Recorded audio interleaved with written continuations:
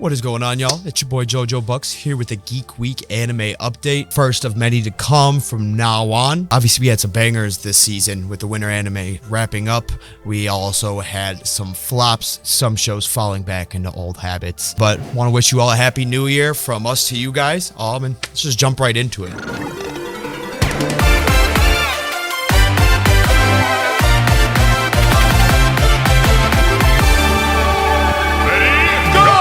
So I normally wouldn't do this, but I'm going to start with what I consider the best anime of this season. Oldie but a goodie. The Bleach 1000-Year Blood War has been absolutely incredible. The fact that we're still getting character development out of Ichigo is just absolutely insane to me in the most beautiful way possible. Watching what's happening with his Zanpakuto, Zangetsu, who the whole time we thought was his Zanpakuto, it was actually the Quincy powers that he had in him now, because obviously now we know that Ichigo is a Soul Reaper, human, a Quincy, and a Hollow. Obviously major plot armor, going to be the strongest character in anime history as far as their own select universes, as far as I'm concerned. No way to lose. If that wasn't the case, you got Kenpachi, who killed his previous rival, who really pushed him to become as powerful as he was, and he now has released his chains to become even more powerful and also has self-healing powers. So without Ichigo having that plot armor, I think we can all agree Kenpachi is easily the strongest of all time.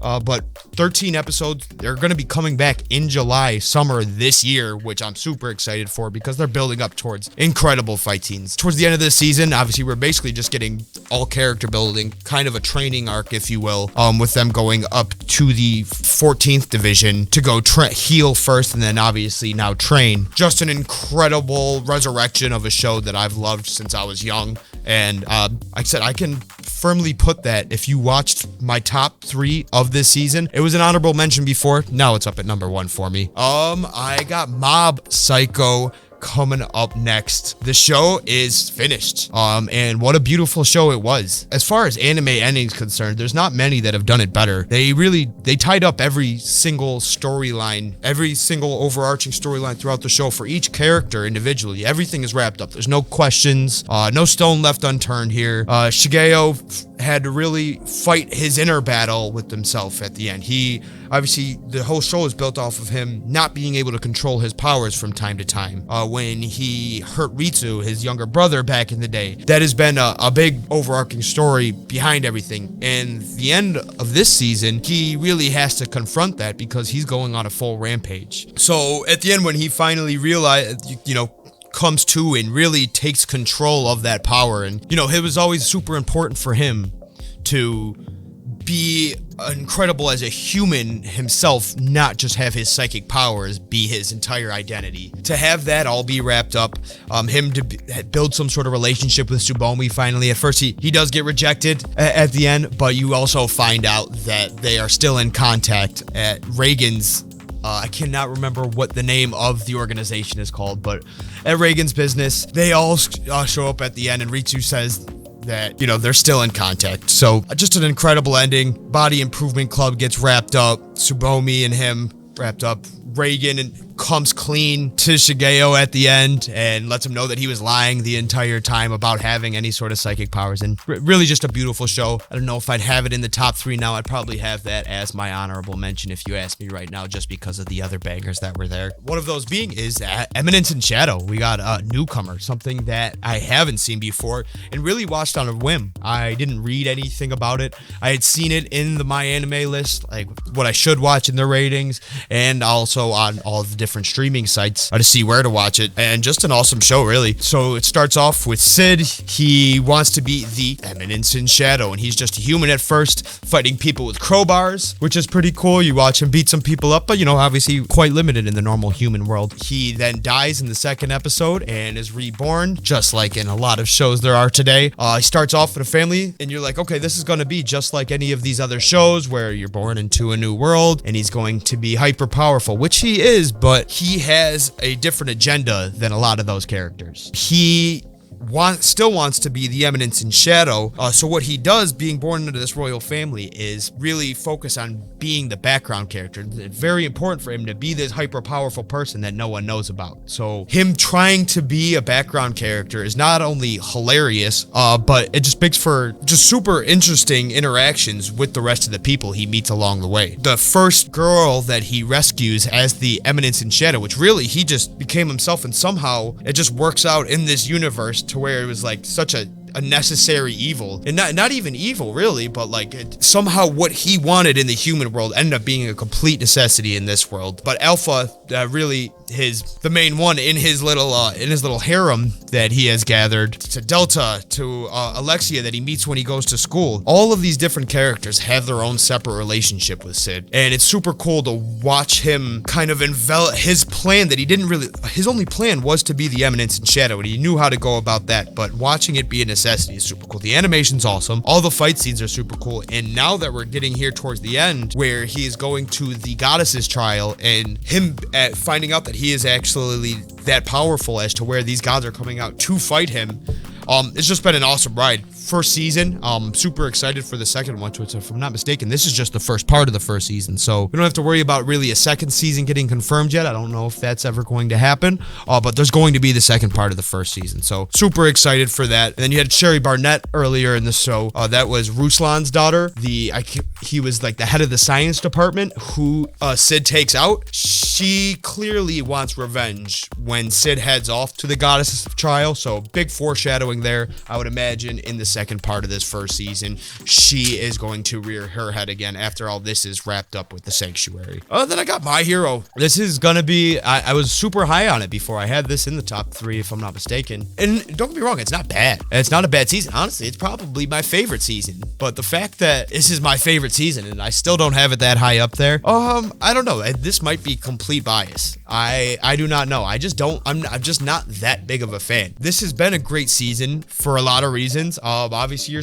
the whole show is Midoriya growing as a character, Byakuya growing as a character, and it's been super cool to see these fight scenes with one and everything, see everything get wrapped up with Endeavor and his relationships with his different children and how those are all developing. It has been cool and the fight scenes have been good, but I have the same problems with it that I've always had. I'm not a fan of Midoriya as a main character. Like, he deserves to be a main character in the show, it makes sense, but just not really my cup of tea, to be honest. He's I don't know, he's a little soft, I suppose. I don't know. I'm gonna do a separate video where I articulate it perfectly, because there's a lot of reasons why Midoriya just doesn't do it for me. He's just not it. Next is a show that I stopped watching, going a little bit further down, Spy Family. I guess like episode 9, and there was no specific reason as to why I stopped watching. It's not a bad show. With that being said, it's not a good show. The stakes aren't high enough, and maybe in these last 4 episodes, something else came about, and I am completely wrong, and I should have just kept watching. But I don't know. As someone who doesn't speak Japanese and has to watch subtitles, it's very important for me to be staring at the screen so I can read what's happening. And anytime I have Spy Family on, I find myself having to rewind 50 times because I, get distracted. I just can't keep focusing on it. It's not a bad show. I like it. It's good casual viewing. But I'm not going to turn the dub on because I can't stand the voices, for one. And yeah, I don't know.